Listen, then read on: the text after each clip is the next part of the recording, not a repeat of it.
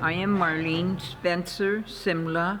I don't know where the name came from, but my great-great-great-grandfather was born probably in the 1800s, and his name was Spencer. His son also was Chief Spencer, and they were chiefs of their own little villages. And they told them when it was time to go out and gather the roots, when it was time to go hunting, when it was fishing, and when they were done fishing. And they didn't go out and catch like 20 fish and sell them. They traded with their neighbors, or they shared. It's nothing like today, commercial. They only used what they needed.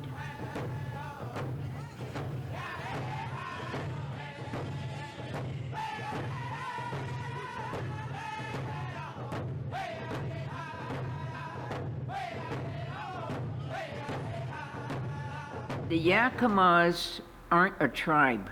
The Yakama, now they are, but Yakama starts from way up above Wenatchee, up in the mountains, and comes all the way down to below the Columbia River, and it's comprised of all these different villages, all different kinds of Native American names, and usually means like that's a hill, that's a river, that's a stream, that's where the names, how they named them. They couldn't pronounce all those names.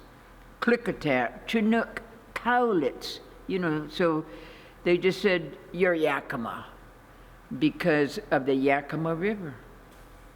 The United States was only first 14 states back east, and then as the settlers kept coming this way to the Mississippi River, then it became 30 states, and then down toward California, they were fighting the Mexican War. They're all kinds of war. The Spanish-American War. The Indians were fighting them to get out. They just kept coming. The settlers, of course, had the power with the guns. There were just way too many settlers. The treaty said, you sign this. The army told the chiefs, you come here and sign this paper. We're going to educate your kids. They're going to learn, it's like we were pagans, we were savages. And they said, no, you have to learn society. You have to learn to be civil. If they didn't, they were hung. They strung them up to a tree and hung them. The white man hanged people. Indian kids were removed from their families. No more grandma, no more mom, dad, uncle. They were put with military, where they had to march every day, march in a straight line, and respect the flag.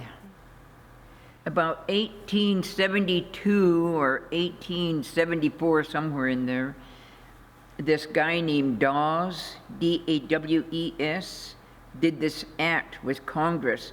He said, all of these Indians wandering around the reservation, we're going to give them land. We're going to teach them to farm that land. They're going to raise their own cucumbers and their own tomato and their own corn. They're going to start being civilized. Stop this running around and picking berries and picking roots and, So they called it the Allotment Act.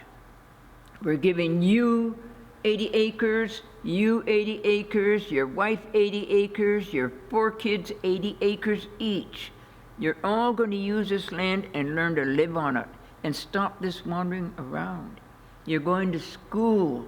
We're going to build you a hospital for when your people get sick.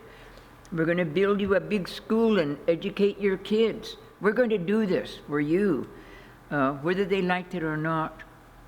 And so that's how they got the land, the Allotment Act. The Indians found out, some of them like to drink, they could sell their allotment for 2 bottles of beer and $100. And they were selling their allotment and moving back in with mom. That was their custom. And they said, at first it was happening so fast, they said, wait a minute, what are you guys doing? You don't be selling your land. So the settlers loved it. They came flying in. They said, "Here, I'll give you a case of beer, and here's $50, and I'll take your land. But you can come back and visit me." And they did, yeah.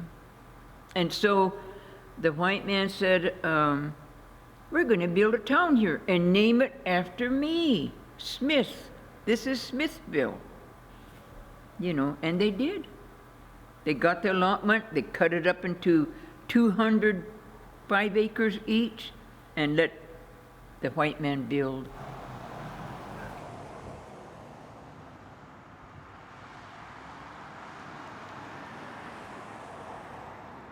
Murals are history. I'm only speaking for myself, not for the tribe. I didn't care for the murals when they first began. I said I'd help them paint, and they looked at me like, "Who are you?" They didn't know who I was. It was white people painting Indians. There's one mural where it shows them all drumming. They're playing a stick game and drumming. All the Indians look alike. We don't all look alike. We're each unique. They're painting a lot of white people, how they did good for us. They're not painting the Indians' perspective. People need to understand each other in order to respect each other. And they can come here. They bring schools here. There are groups that come here, and they see how we used to live. Yeah. And they respect. You respect this culture by understanding